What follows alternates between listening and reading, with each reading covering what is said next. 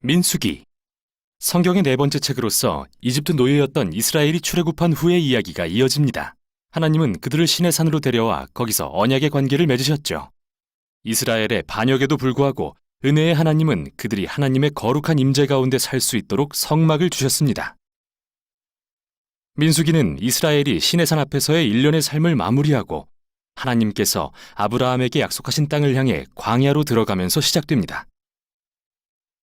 책의 줄거리는 이 여정의 각 단계별로 구성되어 있는데요. 처음은 시내산에서 시작되고 그 후 바란 광야를 향한 여정으로 이어집니다. 거길 떠난 후엔 약속의 땅 바로 맞은편에 있는 모압 평지를 지나게 되죠. 첫 번째 부분은 인구조사로 시작되는데요. 민족의 수를 센다는 의미로 민수기라는 이름이 붙게 되었죠. 그리고 지파별 진편성에 대한 법이 나옵니다. 성막을 진중앙에 두고 그 주변을 제사장과 레위 지파가 둘러싼 뒤 주변 사면에 12지파를 배치했습니다. 유다 지파를 선두로 하고요.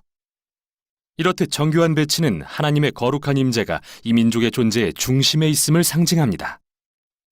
그리고 나서는 레위기에 적힌 정결의식에 대한 율법이 자세히 기술되는데요.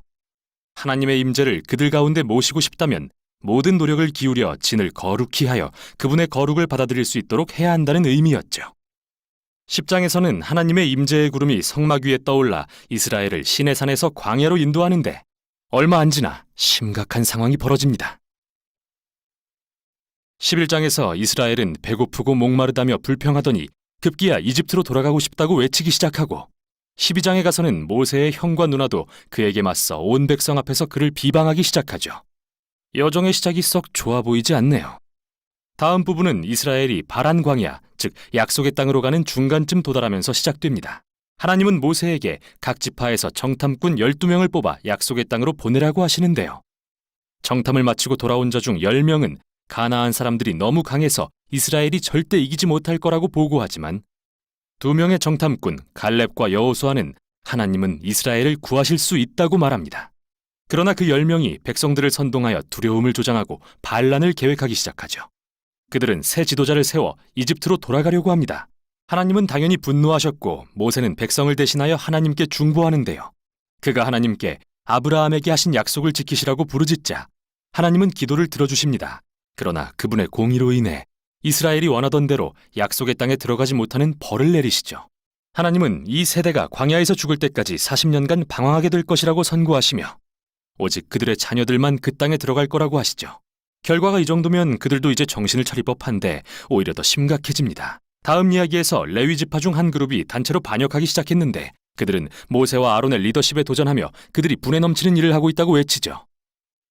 그래서 하나님은 이 레위인들을 엄하게 벌하시고 모세와 아론을 이스라엘의 지도자로서 재확인시켜 주십니다. 이제 이들은 바란 지역을 떠나 길을 떠납니다. 그런데 상황은 또 악화되기 시작합니다. 이스라엘 백성은 목이 마르다며 다시 불평을 시작하고 모세에게 왜 애초에 이집트에서 나오게 했냐고 따지죠. 그러자 하나님은 모세에게 반석에게 명령해서 물을 내라고 말씀하십니다. 그러나 모세는 그대로 하지 않고 월권 행위를 하고 마는데요. 바위를 2번 치면서 이 반역자들아 우리가 이 반석에서 물을 내야겠느냐라고 화를 내죠. 모세는 마치 자기가 물을 내는 것처럼 자신을 하나님의 위치에 둠으로써 하나님의 영광을 가리고 맙니다. 그래서 모세 자신도 결국은 광야 세대와 같은 운명을 맞게 되죠. 그 또한 사막에서 죽어 절대 약속의 땅에 못 들어가게 된 것입니다. 이후에도 이스라엘은 또다시 반역하고 하나님이 이들에게 매우 이상한 심판을 하시는데요. 독사들이 와서 그들을 물게 하십니다. 그리고 모세는 다시 백성들을 대신해 중보합니다. 그러자 하나님은 모세에게 놋뱀을 만들어 장대 위에 달라 하시고 독사에 물린 자는 누구든 놋뱀을 바라보면 나을 것이라 말씀하시죠. 매우 이상한 상징 같지만 이것은 하나님이 얼마나 언약에 신실하신 분인지를 보여줍니다. 하나님은 이스라엘의 죄악을 공의로 심판하실 수 있습니다. 그러나 하나님의 공의조차 그분의 치유를 구하는 사람에게는 생명의 근원으로 탈바꿈할 수 있죠. 이제 이스라엘 민족은 모압 평지를 향해 떠납니다. 이 부분의 시작은 발람이라는 특이한 인물에 초점을 맞추는데요. 모압 왕은 이 거대한 무리가 자기 영토로 지나가는 것을 보고 잔뜩 겁에 질려서 주술사 발람을 고용하여 이스라엘에 저주를 내리라고 합니다. 그런데 발람은 3번이나 그들을 저주할 수 없다는 걸 발견하고 이스라엘을 축복할 수밖에 없게 되죠. 창세기 12장에서 하나님이 아브라함에게 하신 약속을 기억해 보세요. 발람은 이스라엘을 저주할 수 없을 뿐 아니라 하나님으로부터 언젠가 열방에 하나님의 공의를 이루실 이스라엘의 왕이 오실 거라는 환상도 받는데요. 이 환상은 창세기 49장에서 야곱이 유다에게 한 약속을 떠올리게 합니다. 잠시 멈추고 지금까지 이 책의 흐름을 살펴보죠.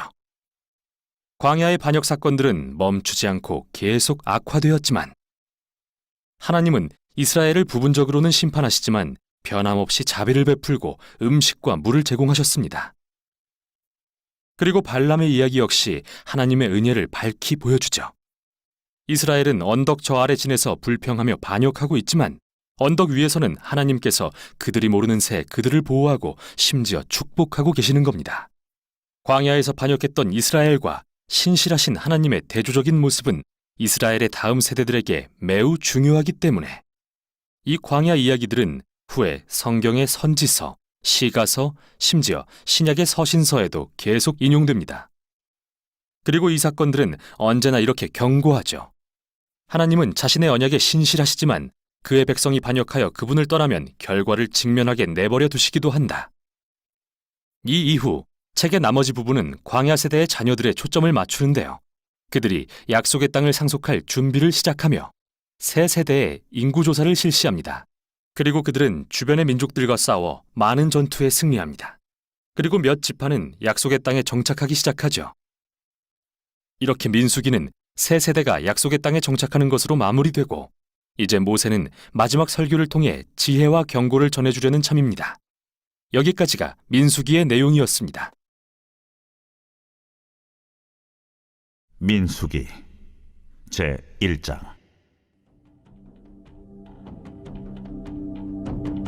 이스라엘 자손이 애굽 땅에서 나온 후 둘째 해 둘째 달 첫째 날에 여호와께서 시내 광야 회막에서 모세에게 말씀하여 이르시되 너희는 이스라엘 자손의 모든 회 중 각 남자의 수를 그들의 종족과 조상의 가문에 따라 그 명수대로 계수할지니 이스라엘 중 20세 이상으로 싸움에 나갈 만한 모든 자를 너와 아론은 그 진영별로 계수하되 각 지파의 각 조상의 가문의 우두머리 한 사람씩을 너희와 함께 하게 하라.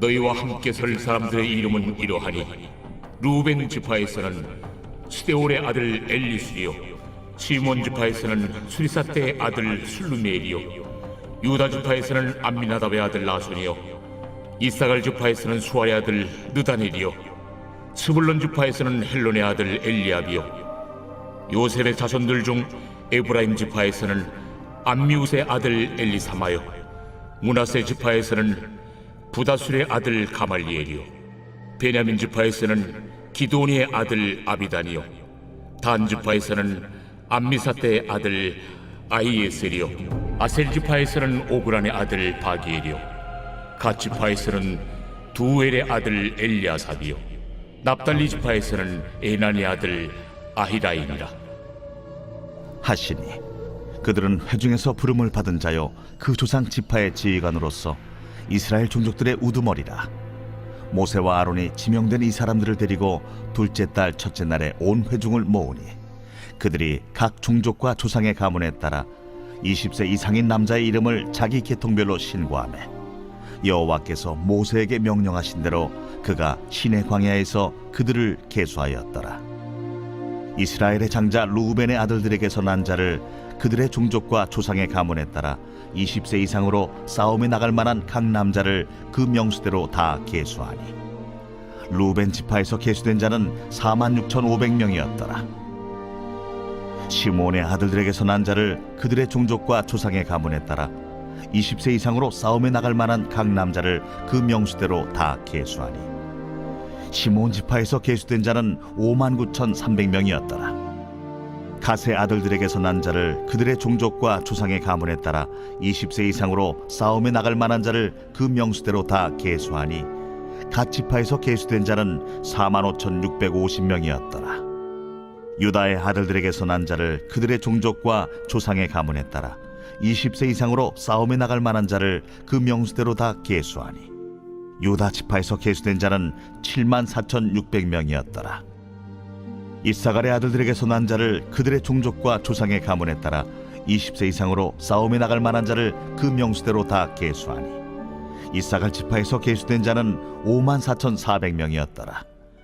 스불론의 아들들에게서 난 자를 그들의 종족과 조상의 가문에 따라 20세 이상으로 싸움에 나갈 만한 자를 그 명수대로 다 계수하니 스불론 지파에서 계수된 자는 57,400명이었더라.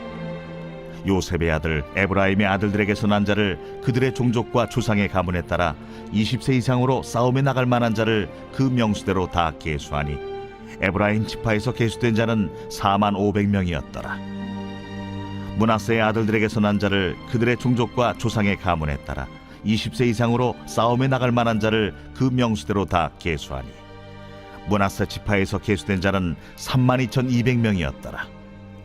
베냐민의 아들들에게서 난 자를 그들의 종족과 조상의 가문에 따라 20세 이상으로 싸움에 나갈 만한 자를 그 명수대로 다 계수하니 베냐민 지파에서 계수된 자는 35,400명이었더라.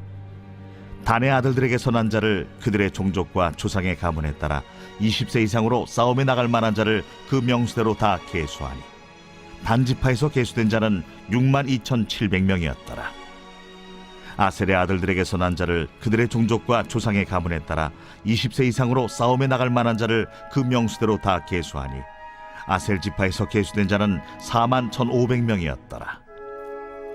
납달리의 아들들에게서 난 자를 그들의 종족과 조상의 가문에 따라 20세 이상으로 싸움에 나갈 만한 자를 그 명수대로 다 계수하니 납달리 지파에서 계수된 자는 53,400명이었더라.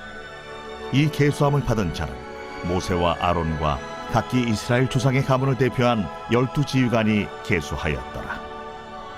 이같이 이스라엘 자손이 그 조상의 가문을 따라 20세 이상으로 싸움에 나갈 만한 이스라엘 자손이 다 계수되었으니 계수된 자의 총계는 603,550명이었더라. 그러나 레위인은 그들의 조상의 지파대로 그 계수에 들지 아니하였으니 이는 여호와께서 모세에게 말씀하여 이르시되 너는 레위 지파만은 계수하지 말며 그들을 이스라엘 자손 계수 중에 넣지 말고 그들에게 증거의 성막과 그 모든 기구와 그 모든 부속품을 관리하게 하라.